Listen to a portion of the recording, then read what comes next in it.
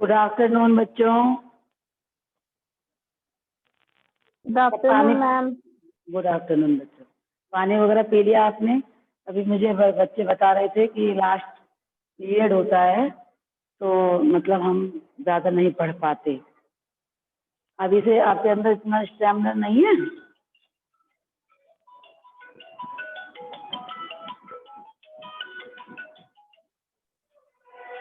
अभी आप बहुत छोटे हो, घर पर हो, तो आपके अंदर ये बात नहीं आनी चाहिए।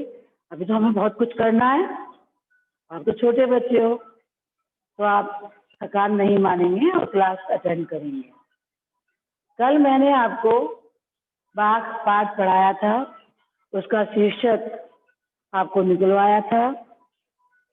जिस बच्चे को जो भी बात 4 पद है उसमें जो समझ में नहीं आया हो पहले पूछ लीजिए, फिर उसके प्रश्नोत्तर पर चलते हैं। किसी को कहीं से कुछ प्रश्न पूछना है?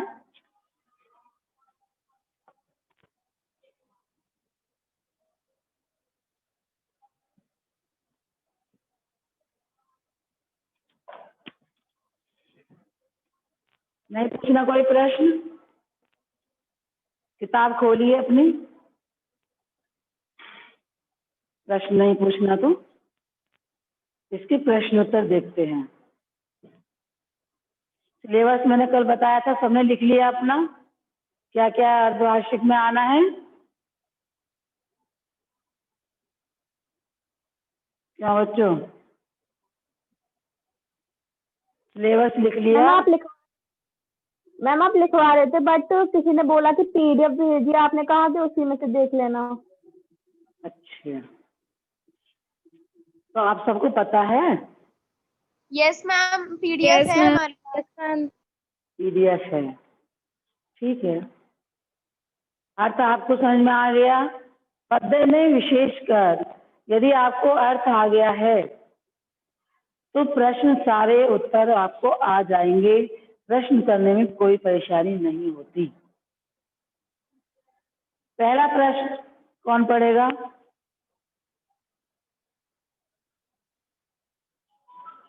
जल्दी दोहराइए पहला प्रश्न।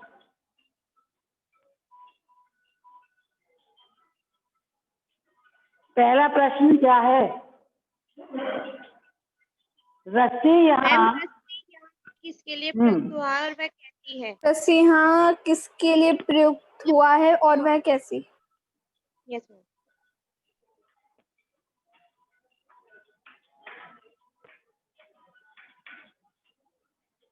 किसके लिए प्रयुक्त हुआ है?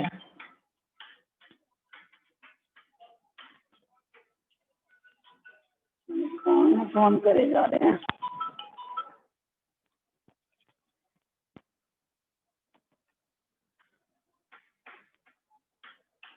बताइए, कल मैंने आपको अर्थ में बताया था रस्सी किसका प्रतीक है? मानव शरीर। मानव शरीर। और कोई बच्चे बताए? मैम जीवन जीने के साधनों के लिए प्रयुक्त हुआ है। नश्वर। कौन है साधन जीवन जीने का?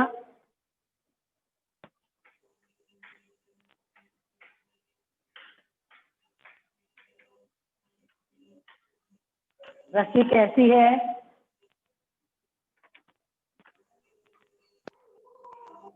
कैसी है रस्सी? कमजोर है। कच्ची रस्सी है। जीवन कैसे चलता है? काहे क्या चलता है हमारा जीवन?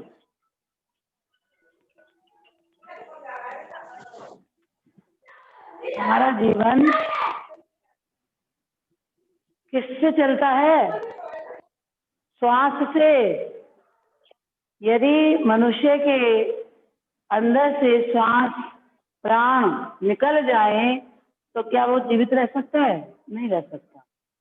और यह जीवन जो शरीर है हमारा, नाशवान शरीर है, वो किससे जुड़ा हुआ है? हमारे प्राण से, सांस से। तो रस्सी किसका प्रतीक हो गया? श्वास का, प्राण का। रस्सी श्वास, सांस भी कह सकते हैं। प्राण का प्रतीक है। यह किसके लिए प्रयुक्त हुआ है? शरीर के लिए। शरीर कैसा है? नश्वर। और यह कैसी है रस्सी? कमजोर। ये तीनों बातें आपको पता होनी चाहिए, फिर उत्तर आप जोड़ सकते हैं। यहाँ रस्सी शब्द प्राण या श्वास के लिए प्रयुक्त हुआ है, जो कमजोर है और इस नाशवान शरीर को चलाती है, उसके लिए ये प्रयुक्त हुई है। कहने का तात्पर्य है रस्सी कच्ची है और कमजोर है और यह जीवन रूपी नाव को खींचने का प्रयास करती रहती है।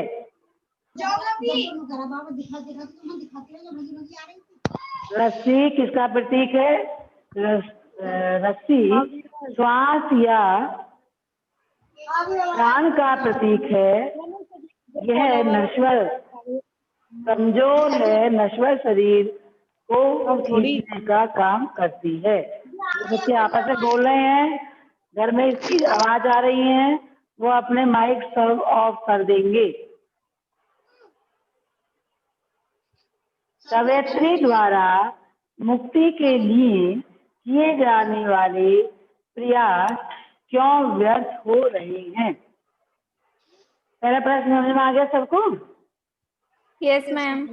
Yes ma'am. बताइए कि कवयित्री द्वारा मुक्ति के लिए किए जाने वाले प्रयास क्यों व्यर्थ हो रहे हैं? पहले समझ में आया है।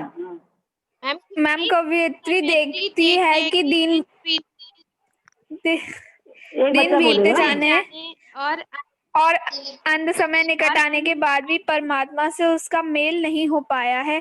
ऐसे में उसे लगता है कि उसकी साधना एवं प्रयास व्यर्थ हुई जा रही है। बिल्कुल सही है, आपका उत्तर सही है।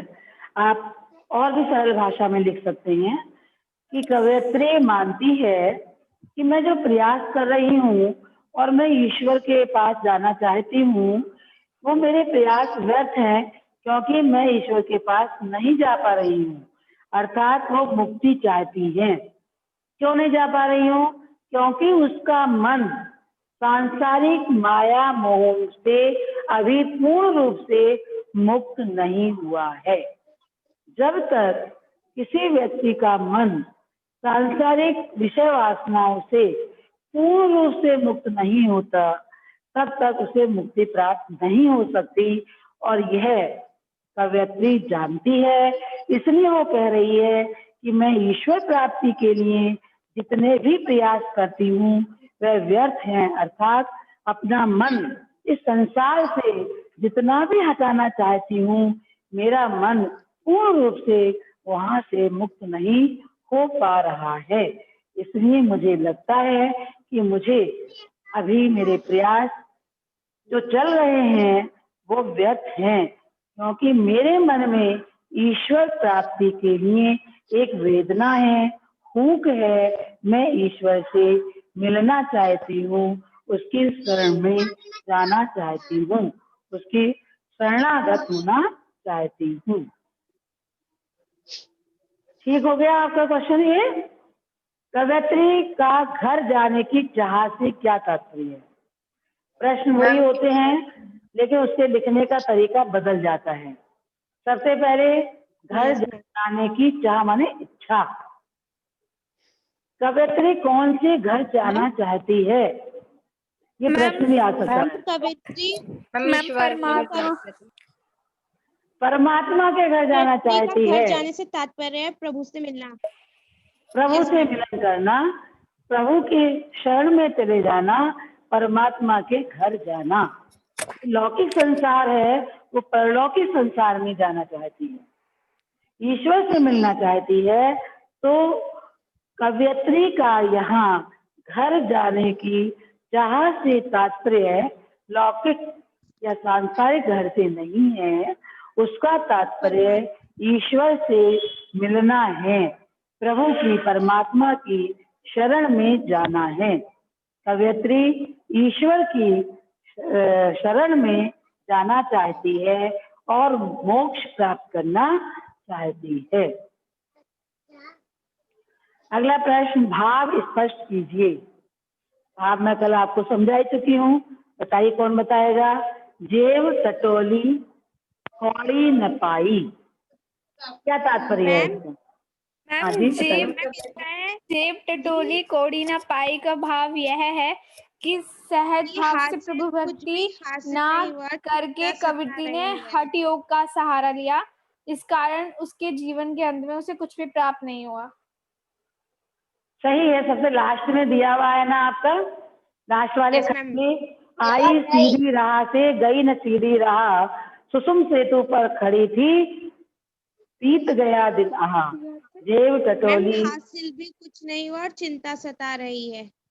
कौड़ी न पाई मांझी गोदू क्या उतराई।